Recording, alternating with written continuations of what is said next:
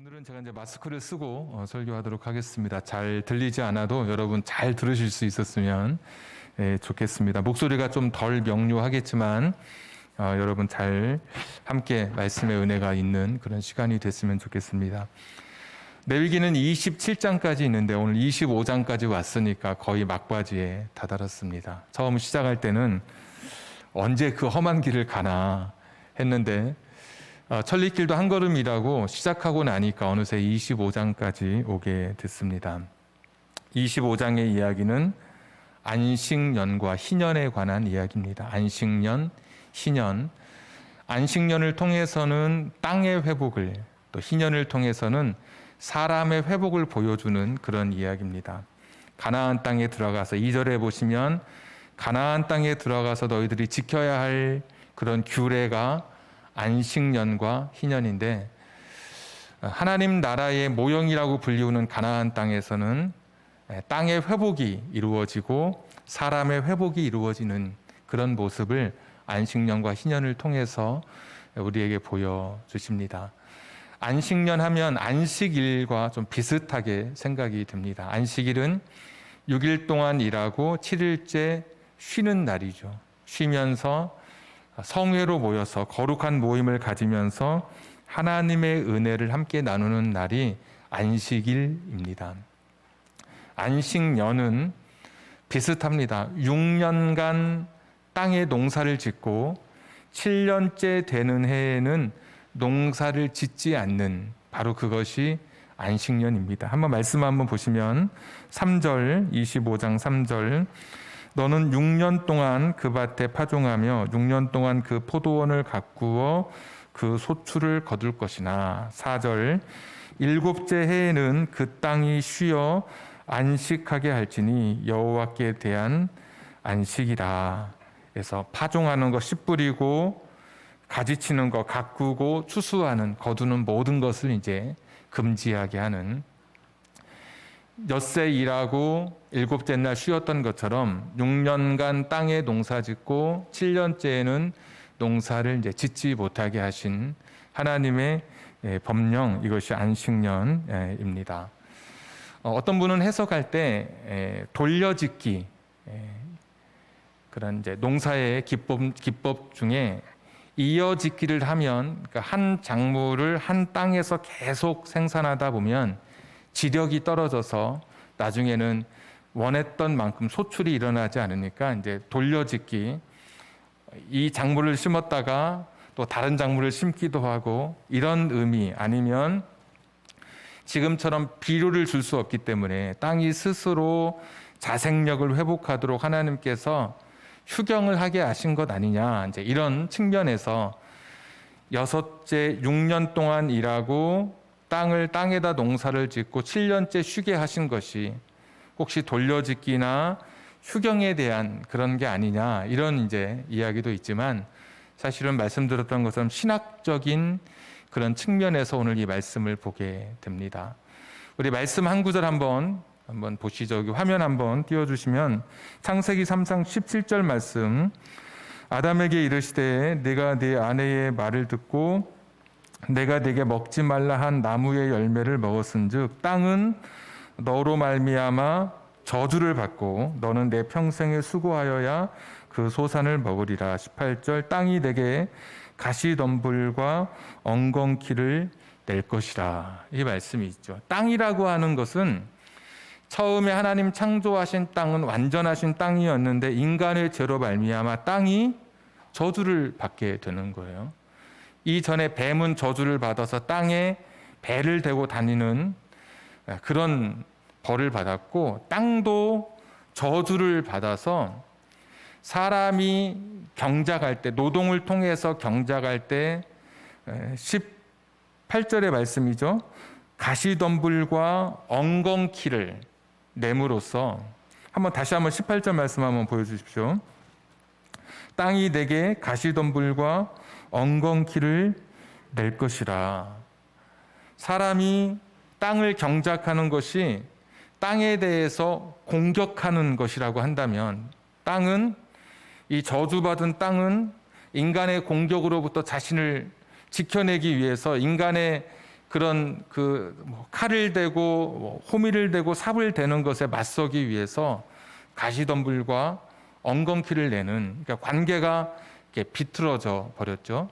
처음에는 하나님 주신 자연적인 열매를 따서 먹는 것으로 인간이 그렇게 땅과의 관계를 맺었지만, 땅이 인간에 의해서 저주받게 되면서 땅은 스스로 인간의 노력, 인간이 노력해서 경작하는 것에 맞서서 가시덤불과 엉겅퀴를 내고, 인간은 가시덤불과 엉겅퀴를 뽑아내면서 서로 땅과 인간이 맞서게 되는 것이죠. 그래서 로마서 8장에도 보시면 피조물도 고대하는 바는 하나님의 아들들이 나타나는 것이니 피조물이 다 이제까지 함께 탄식하며 함께 고통을 겪고 있다, 이렇게 말씀해 주셔요. 땅이라고 하는 것도 이런 모든 피조물도 하나님의 아들들이 나타나기까지 고통받고 있고 하나님의 아들들이 나타나기를 고대하는 것이죠.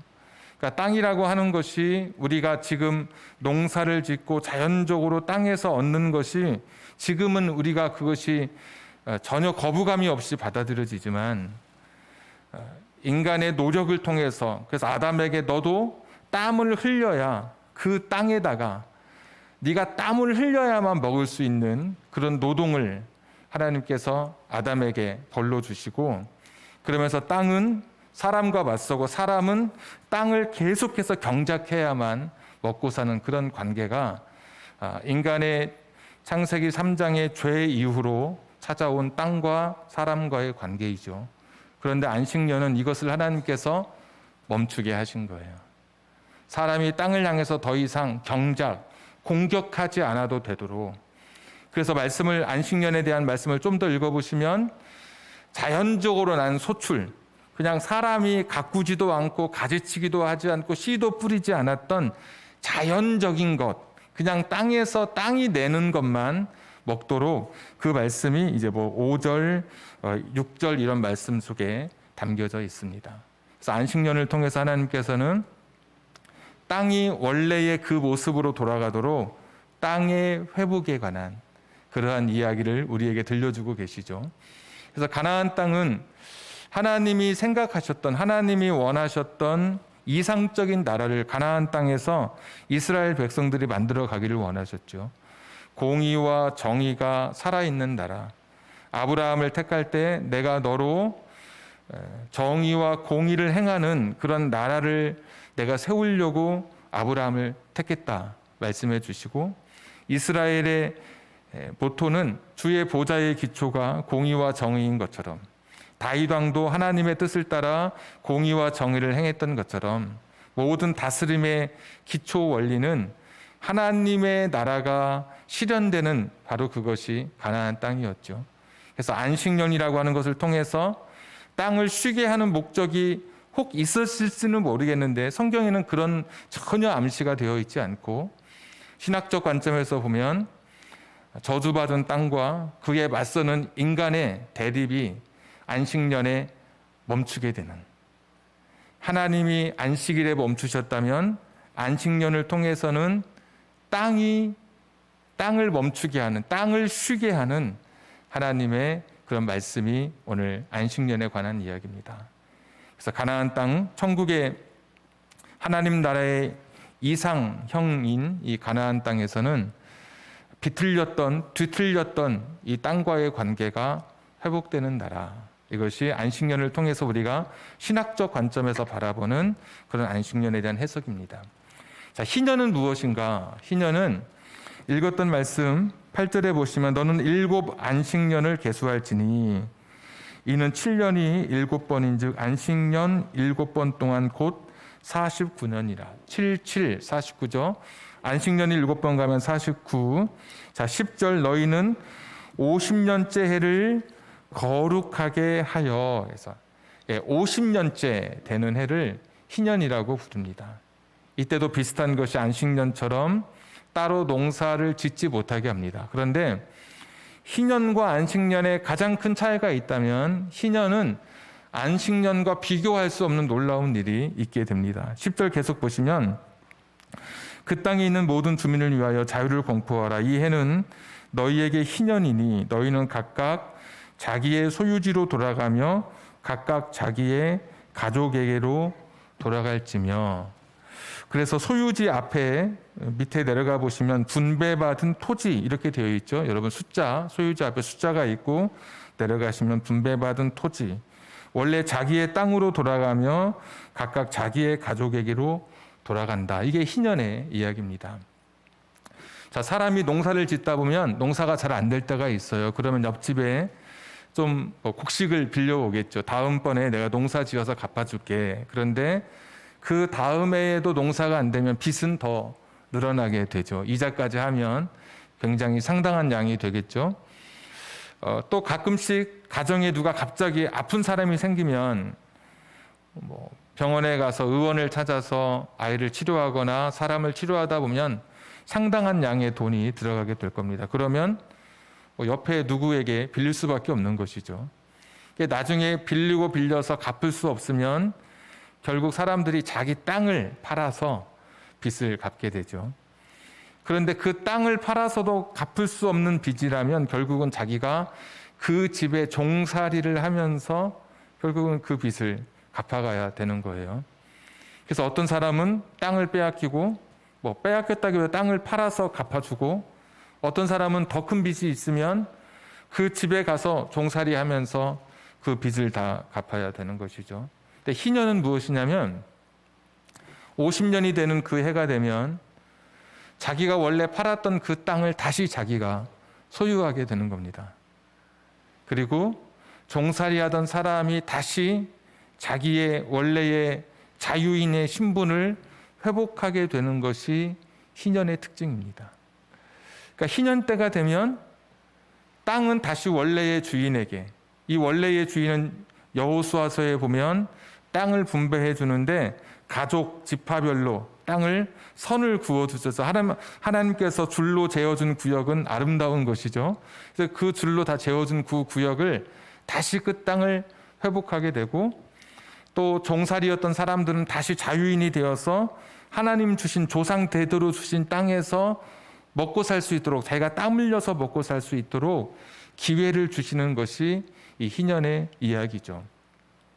이스라엘 사람들은 땅을 살 때, 우리는 땅을 살 때 지하철이 들어올 건지, 여기에 물이 있는지, 산수가 좋은지 이렇게 볼 텐데, 이스라엘 사람들은 땅을 살 때 어떻게 샀냐면 15절 한번 보시면, 희년 후의 연수를 따라서 너는 이웃에게서 살 것이요 그도 소출을 얻을 연수를 따라서 내게 팔 것인즉. 16절, 연수가 많으면 너는 그것의 값을 많이 매기고 연수가 적으면 너는 그것의 값을 적게 매길지니 곧 그가 소출의 다소를 따라서 내게 팔 것이라. 이 말씀이 무엇이냐면 희년이 얼마 남았느냐 이거를 보는 거예요. 땅을 살 때. 희년이 1년밖에 안 남았으면 비싸게 줄 필요가 없는 거죠. 왜? 1년이면 다시 원래 주인에게 돌아가는데. 그러니까 희년이 얼마 남았느냐, 얼마가 지났느냐, 이것이 이스라엘 사람들은 땅을 살 때 기준이 되는 거죠. 다시 돌려주는 것이죠. 그래서 우리가 다 읽지는 못하지만 23절부터 55절까지 굉장히 긴 말씀인데, 땅 모르기, 땅을 누군가에게 팔았다 할지라도 땅을 언제든지 다시 물을 수 있는 거예요. 우리는 일수불태 이런 말 많이 하죠. 한번 술을 놓으면 다시 걷어들이지 못한다. 어떤 분들은 그거는 잘 이해 못하고 낙장 불입은 잘 알더라고요. 한번 패를 내던지면 다시 들지 못한다 그러는데, 이스라엘의 하나님은 그렇지 않으시더라고요. 한번 내가 땅을 빼앗겨도 그 땅을 언제든지 원하면 물을 수 있도록. 우리는 한번 팔고 나면 끝인데, 이스라엘은 다시 땅도 모르기, 땅 부르기 나오고, 또 중간에 보면 집 부르기 나와요. 집을 팔았는데 다시 그 집을 부르는 이야기. 또 뒤에 보면 종 부르기, 종으로 다른 사람의 종이 되었을 때 우리가 물른다 그러잖아요. 샀다가 다시 되돌려 받을 때 그 부르기예요. 다시 종이 되었을 때 다시 종 부르기. 그래서 땅 부르기, 집 무르기, 종 무르기, 이게 이제 뒤에 나오는 그런 이야기. 그러니까 이스라엘의 하나님은 어떤 분이시냐? 한번 내 땅을 빼앗기고 내가 그 땅의 소유권을 잃었다 할지라도 하나님은 다시 그 땅을 원래의 주인에게 돌아가게 하심으로, 그 집도 다시 원래의 주인에게 돌아가게 하심으로 종이었던 사람도 다시 자유인으로 살아갈 수 있도록 사람을 회복시켜 주시는, 그러니까 인간의 삶에 다시 기회를 주시는 하나님, 이게 희년의 이야기인 거예요. 50년마다 한 번씩 돌아오니까 너무 잘못 살고 때로는 너무 인생의 큰 풍파를 겪어서 내 인생은 끝났다, 내 인생은 희망이 없다. 그래도 50년에 한 번은 돌아오니까 인생의 한 번의 기회는, 다시 시작할 수 있는 기회는 있는 거예요. 그렇지 않습니까? 다시 시작할 수 있는 기회, 하나님이 그 기회를 허락해 주시는 거예요. 땅도 빼앗겨서 어디 땅 붙여먹고 살 수도 없고, 내가 종이어서 내 마음대로 뭘 어떤 것도 가질 수 없는 그런 사람이라 할지라도 50년이 되면 하나님께서 다시 원래의 그 땅 주인에게, 원래의 그 자유를 가진 사람으로 하나님께서 다시 사람을 회복시켜 주시는 것이죠. 하나님의 마음, 인생을 향해서 다시 시작할 수 있다고 격려해 주시는 그 하나님의 격려, 하나님의 위로를 이 희년의 이야기를 통해서 보게 됩니다. 그래서 희자라고 하는 것이 한문을 찾아보니까 복희더라고요. 복자, 복희라는 단어가 있더라고요. 참 복된 해다, 참 행복한 해다, 이게 희년인 것이죠. 너무나 기쁘고 너무나 감사하고 너무나 감격스러운 일이죠. 내 인생은 다 끝났다고 생각했는데 하나님이 다시 시작할 수 있도록 한 번은 더 기회를 주시는 거예요. 어두운 터널, 깜깜한 그런 칠흑 같은 밤, 어디로 나아갈지 몰라서 좌초하고 절망하는 내 인생 속에 하나님께서 한 번은 다시 한번 그 사람에게 기회를 주시고 다시 그 하나님 나라에서 하나님 나라 백성으로 살아갈 수 있도록 그 사람을 회복시켜 주시는 이야기, 이게 희년의 이야기인 것이죠. 우리 말씀 한 절 보시면 25절에 이런 말씀이 있죠. 만일 내 형제가 가난하여 그의 기업 중에서 얼마를 팔았으면 그에게 가까운 기업 물을 자가 와서 그의 형제가 판 것을 물을 것이요. 이게 땅 이야기인데, 아까 땅 무르기 할 때 누구라도 형제 중에, 사촌, 친척 중에 누구라도 와서 물러달라고 할 수 있다는 거예요. 이게 보아스와 룻 이야기죠. 보아스와 룻 이야기. 보아스가 룻의 기업 물을 자가 되어서, 그러니까 그 가난해서 먹을 것이 없는 그 땅을 팔려고 하는 사람의 이 나오미의 가정에서 이 보아스가 이 가정의 기업 물을 자가 돼서 책임져 주는 장면이죠. 땅 파는 것도 맡게 하면서. 자, 그런데 26절, 그것을 물을 사람이 없고 자기가 부유하게 되어 물을 힘이 있으면, 그러니까 자기가 물을 수 있으면 27절, 그 판 해를 계수하여 남은 값을 산자에게 주고 자기의 소유주로 돌릴 것이다. 그러니까 땅을 물을 때 누구든지 뭐 친척 중에 누가 물러줄 수 있고 아니면 자기가 물을 수도 있는데, 28절, 그러나 자기도 물을 힘이 없으면 그 판 것이 희년에 이르기까지 산자의 손에 있다가 희년에 이르러 돌아올지니 그것이 곧 그의 기업으로 돌아갈 것이니라. 하나님 말씀하시, 이제까지 했던 말씀인데 그 말씀하시죠. 사람이 너를 도와주지 못할 수 있어. 너의 형제가, 너의 친척이 네가 다시 일어설 수 있도록, 네가 다시 재기할 수 있도록 원래 도와줘야 되는데 혹 도와주지 못할 수도 있겠지.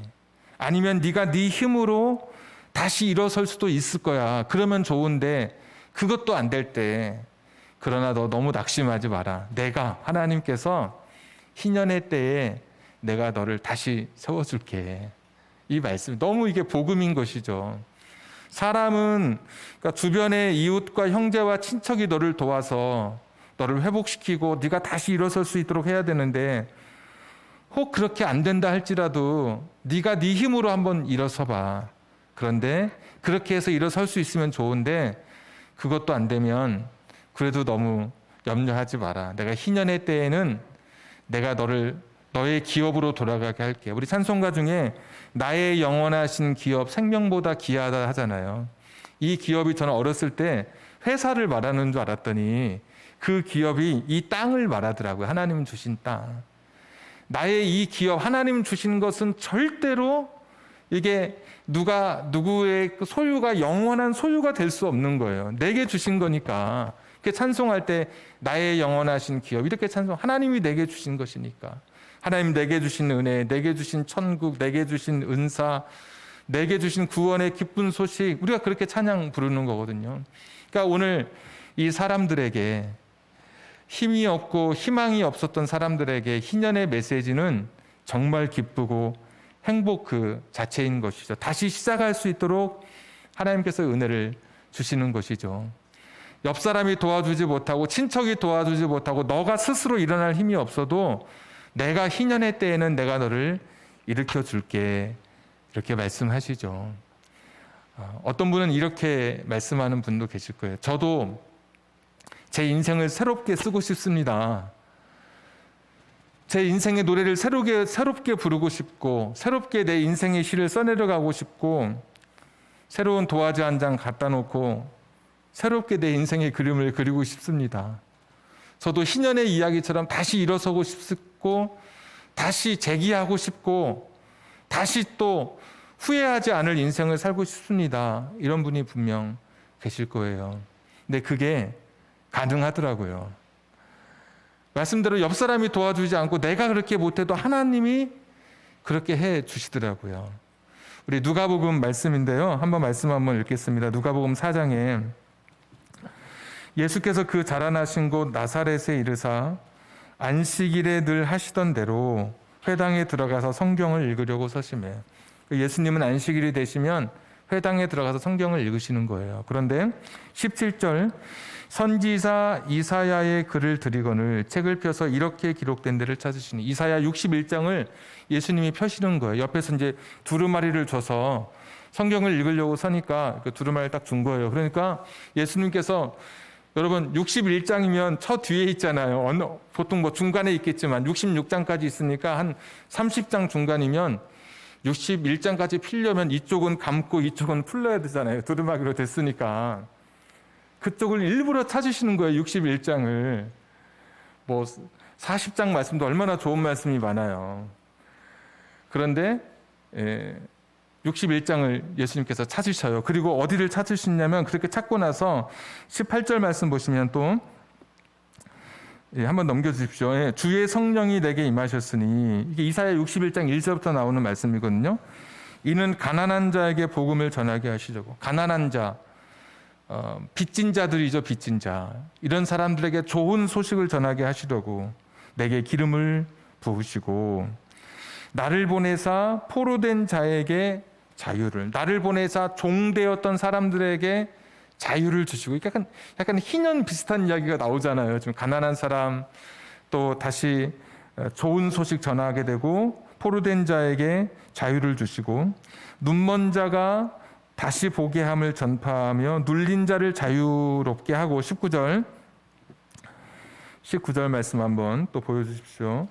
주의 은혜의 해를 전파하게 하려 하심이라 하였다. 여기 나오는 거예요. 은혜의 해가 희년인 거예요. 기쁨의 해, 하나님 주시는 복된 해. 그러니까 이사야 61장 그 말씀, 주의 성령이 내게 임하셔가지고 가난한 자에게 복음 전하고, 포로된 자에게 자유 주고, 눈먼 자에게 눈을 뜨게 하고, 눌린 자를 풀어주시는 이 부분, 은혜의 해를 전파하게 하는 이 부분을 읽으신 거예요. 읽고 나서 20절, 책을 덮어서 그 맡은 자에게 주시고 앉으시니 회당에 있는 자들이 다 주목하여 보더라. 여기서 앉는다고 하는 표현은 말씀을 가르칠 때, 말씀을 들을 때 앉는 표현을 써야 앉는다.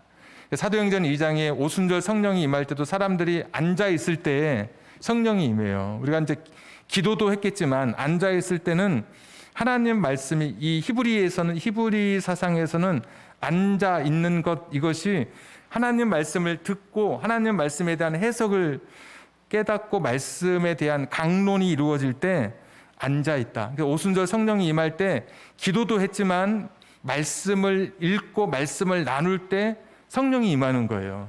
그냥 기도만 해서 성령이 임하는 게 아니고 하나님 말씀 붙들고 그 말씀 근거하고, 그래서 사람들 앉아 있을 때 성령이 임하잖아요. 예수님께서 딱 앉으신 거예요. 그러니까 이제 무슨 하나님의 말씀을 전하겠구나, 여기서 이 말씀을 읽었으니까 여기에 대한 어떤 해석을 하시겠구나 기다리고 있는데 21절에 이에 예수께서, 그러니까 20절에 다 주목해서 보잖아요.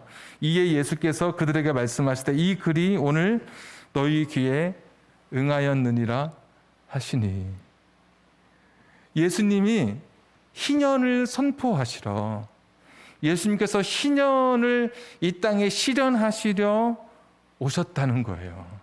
예수님께서 이 땅에 오신 목적이 사람들을 다시 일으켜 주시려고, 지쳐있는 사람들을 다시 회복시켜 주시려고, 절망하던 사람들에게 용기와 희망을 주시려고 예수님이 이 땅에 오셨다는 거예요. 그러고 봤더니 38년 된 병자처럼 1년, 2년, 5년도 아니고 38년 동안 다 내 인생이 다 구겨진 종이짝처럼 헌신이 다 돼버린 것 같은, 헌신짝이 다 돼버린 것 같은 그런 인생의 초라한 모습으로 연못이 물이 움직이는 그때를 기다리면서, 그것도 민간에 내려오는 전설을 붙들고 희망 없이, 눈에 초점 없이 누군가 나를 넣어주기를 기다리던 그런 사람, 그냥 그렇게 그러다 인생이 끝날 그런 사람들에게 예수님 찾아오셔서 야, 너 네 자리 들고 걸어가라, 다시 일어나게 하시는 분이신 거예요. 세리와 창기처럼 어디서부터 잘못됐는지는 모르겠으나 잘못된 길에 들어서서 돌이킬 수 없었던 그런 사람들 손가락질 받고 사람들로부터 너희들의 인생은 끝난 인생이라고, 너희들은 우리와 같은 민족이 아니라고 할 만큼 그들과 함께 식사하고 그들과 함께 대화하는 것도 꺼려했던 그런 사람들에게 예수님 찾아오셔서 그들의 친구가 되어주시고 그들의 삶을 새롭게 시작하도록 그 길을 열어주시는 것이죠. 삭개오 같은 사람이 구원받은 사람으로 새로운 인생의 길을 열어가는 것이죠. 내가 나의 재산을 나누겠습니다. 이거 나눔이죠. 내가 토색한 것, 빼앗은 것이 있으면 내가 4배나 갚겠습니다. 이것은 사람과의 관계 중에 내가 잘못 얽힌 게 있으면 내가 다 풀겠습니다. 이런 거거든요. 그러니까 진짜 이 희년이 일어나는 순간인 거예요. 거기도 사람과의 잘못된 관계, 내가 누구 거 빼앗은 것 있으면 내가 갚겠습니다. 처음에 내가 가진 재산 절반 나누어 주겠습니다. 이것은 구제와 나눔, 국률, 원래 유대인들이 가지고 있었던 종교적인 그런 하나님 주신 마음이고 그들이 실천했던 경건의 표지예요. 그러나 토색한 거 있으면 내가 갚겠습니다. 4배 갚겠습니다라고 하는 표현은 나랑 잘못된 관계 속에 있는 사람들의 삶이 있다면 내가 그들의 삶을 회복시켜 가겠습니다. 이런 결단이거든요. 다시 그곳에 하나님께서 세리였던 삭개오의 삶을 다시 시작하게 하시는 것이죠. 실제로 눈을 날 때부터 눈을 보지 못해서 사랑하는 어머니의 얼굴을 볼 수 없고 사시사철 바뀌는 자연의 계절에 하나님 주신 형형색색의 색을 보지 못했던 그런 사람들에게 정말 예수님 오셔서 다시 시작할 수 있도록 그 눈을 열어주시는 것이죠. 진정한 희년을 예수님 오셔서 선포하신 거예요. 우리 인생도 예수님 안에 있기 때문에 우리 인생이 희년의 삶을 살아가게 되는 거예요. 아무런 가치가 없는 삶이었는데 예수님 만나고 가치 있고 보배 있는 삶이 된 거예요. 누구든지 그리스도 안에 있으면 누구든지 그리스도 안에 있으면 새로운 피조물인 거예요. 그래서 새롭게 된 거예요. 새롭게. 내가 예수님 없는 인생과 예수님을 내 마음속에 모신 내 인생은 달라진 거예요. 내가 예수님을 위해서 다시 시작할 수 있고 다시 걸어갈 수 있고 다시 일어설 수 있는 거예요. 예수님 때문에. 예수님 그분이 내 인생의 주인 되심으로 우리가 그런 인생의 새로운 희년을 살아가게 되는 것이죠. 2022년 힘드시죠? 네, 많이 힘들죠. 힘들지 않은 부분이 없더라고요. 저는 기도하기를 2022년이 저와 여러분의 인생에 또 가정과 직장과 사업장, 우리 교회의 역사 속에 2022년이 우리의 희년이 됐으면 좋겠다. 내가 다시 일어서고 다시 회복하고 다시 용기를 갖고 그러기 위해서 예수님 오셨으니까 내가 예수 그리스도 안에 있음으로 가치 있고 보배로운 인생이 되었으니까 나는 땅도 빼앗기고 내 몸도 종이 되어서 그렇게 끌려가던 내 인생이었지만 하나님께서 회복시켜 주셨듯이 우리 예수님은 내 인생을 회복시켜 주시는데 죄의 종으로부터도 회복시켜 주시잖아요.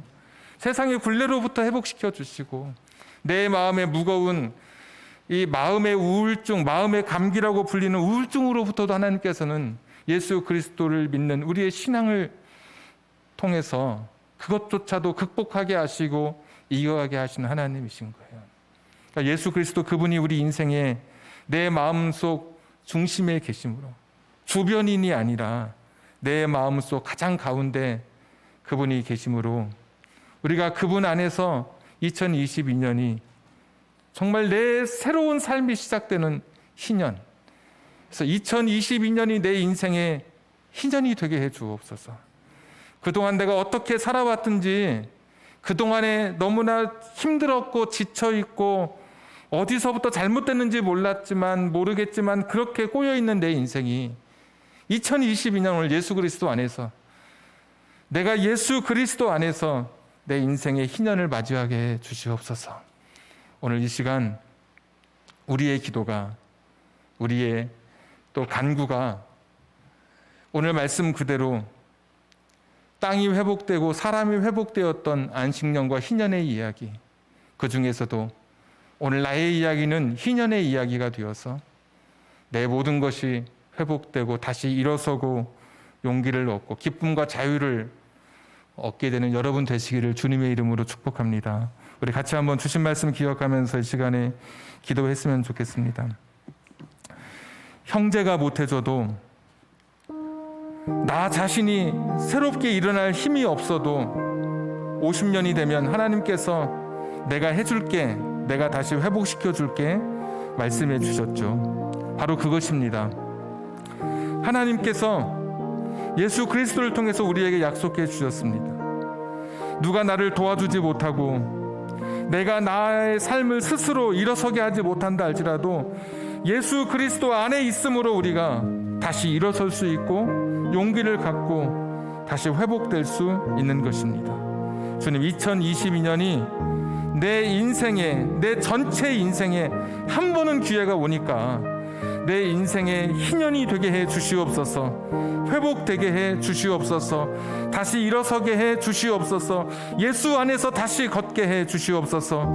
우리 한번 같이 이 시간에 기도하겠습니다. 전능하시고 자비로우신 아버지 하나님, 오늘도 주신 말씀 기억하며 기도하며 나아갑니다. 여호와 자비로우신 아버지 하나님, 오늘도 주님 주신 말씀, 그 말씀 따라서 다시 시작하고 다시 나아가기를 원합니다. 다시 한번 시작되게 해 주시옵소서. 내 인생의 희년이 펼쳐지게 해 주시옵소서. 회복되게 해 주시옵소서. 주저앉았던 내가 다시 일어서게 해 주시옵소서. 기쁨과 자유를 얻게 해 주시기를 빌고 원합니다. 하나님, 내 삶의 곳곳에 희년의 기쁜 소식이 선포되게 해 주시옵소서. 예수 그리스도 안에서 다시 일어설 수 있는 우리의 삶이 되게 해 주시기를 빌고 원합니다. 여호와 자비로우신 아버지 하나님, 다시 한번 구하고 기도하오니 하나님 긍휼히 여겨주시옵소서. 하나님 불쌍히 여겨주시기를 빌고 원합니다. 각자의 삶 속에 희년의 선포가 있게 해 주시옵소서. 다시 용기를 내어 남은 생에 걸어가게 하여 주시기를 빌고 원합니다. 전능하신 아버지 하나님, 긍휼히 여겨주시기를 빌고 원합니다. 주님 도우시옵소서. 각 사람의 삶 속에 찾아가 주시고 역사해 주시옵소서. 인도해 주시기를 원하옵고 기도합니다. 주님 불쌍히 여겨주시옵소서. 불쌍히 여겨주시옵소서. 하나님의 은혜로, 하나님의 은혜로 이 쓸데없는 자 왜 구속하여 주는지 난 알 수 없도다. 내가 믿고 또 의지하는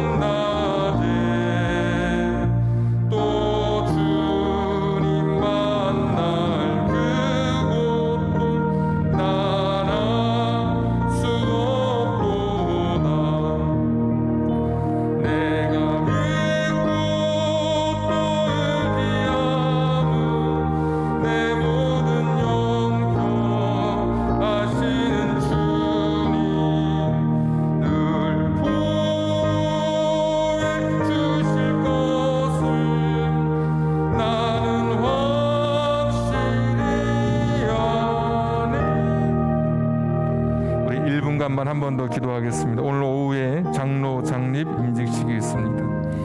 이재평 안수 집사님, 백순성 안수 집사님, 하나님의 교회에 부흥의 불씨를 일으키는 일꾼이 되게 해 주옵소서. 하나님의 선물로 주시는 직분, 그 직분 충성스럽게 감당할 수 있기를, 우리 두 분의 장로님을 통해서 우리 교회가 건강하고 부흥하며 또 아름답게 세워져 갈 수 있도록 오늘 임직식과 두 분의 우리 장로 장립 받으시는 안수 집사님을 위해서 우리 한 1분간만 한 번 더 기도하겠습니다. 전능하시고 자비로우신 아버지 하나님이시, 하나님 우리 교회의 두 분의 장로님을 세우게 해주신 것을 감사합니다. 두 분의 장로님을 통해서 하나님 영광을 받으시옵소서. 하나님 귀한 직분 선물로 주셨사오니 하나님께서 친히 역사해 주시옵소서. 하나님 아버지 다시 한번 구하옵고 구하옵나니 하나님 두 분 장로님 통해서 우리 교회의 부흥의 불씨로 쓰임받게 하여 주시옵소서. 하나님의 영광을 드러내게 하여 주시옵소서. 하나님의 복된 사명을 감당하는 우리 장로님들 되게 하여 주시옵소서. 주신 사명 잘 감당할 수 있도록 인도해 주시옵소서. 함께 하시기를 빌고 원합니다. 주님 긍휼히 여겨 주시옵소서. 인도해 주시옵소서.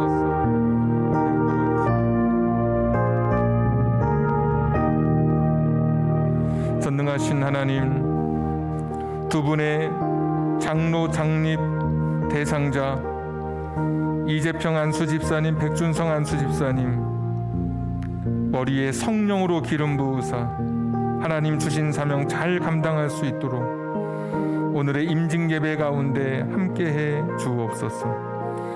하나님 2022년이 희년이 되기를 소원하며 기도하는 우리 성도님들 있습니다. 연약한 육체에 희년이 선포되게 해 주시옵소서. 어려워진 가정 경제에 희년이 선포되게 해 주시옵소서. 직장의 길 앞에 서서 우두커니 있는 사람들에게 희년이 선포되어 다시 시작하게 해 주시옵소서. 허물어진 인간관계, 깨어진 가정 속에서도 희년이 선포되게 해 주시옵소서. 사람이 다시 시작하고 사람이 회복되고 다시 재기하고 다시 일어설 수 있는 2022년이 되도록 주여 은혜를 더하여 주옵소서. 코로나로 어려운 시대를 살아갑니다. 그곳에 위로와 평강이 있게 하시고 그곳에 희년의 복음이 나타나게 해 주옵소서. 이제는 우리 구주 예수 그리스도의 은혜와 하나님 아버지의 극진하신 사랑하심과 성령님 감동 감화 내주 충만하심이 2022년이 내 인생의 희년이 되기를 소원하며 간구하는 우리 사랑하는 성도님들 위해, 저들의 가정과 직장과 사업장과 환경과 인생의 꿈 위에 지금부터 영원토록 함께 하시기를 간절히 축원하옵나이다. 아멘.